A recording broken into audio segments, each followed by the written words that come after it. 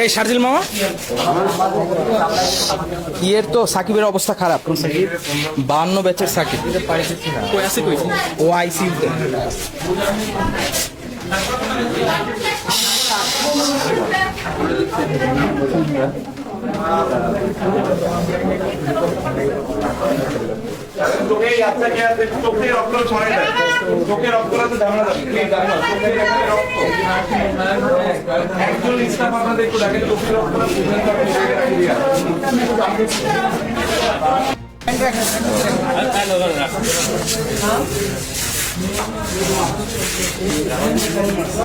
তোমার পরিচয়টা একটু বলো।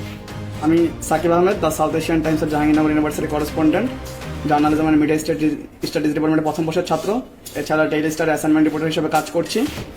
আমার পেশাগত দায়িত্ব পালনের সময় ছাত্রলীগের নেতাকর্মীরা এবং সাভার আশুলিয়ার গুন্ডা বাহিনী পিসির বাসভবনে ঢুকে তারা এলোপাতারি শিক্ষক শিক্ষার্থী সহ যাকে পায় সবাইকে লাঠি, রামদা এগুলো দিয়ে পেটাতে শুরু করে।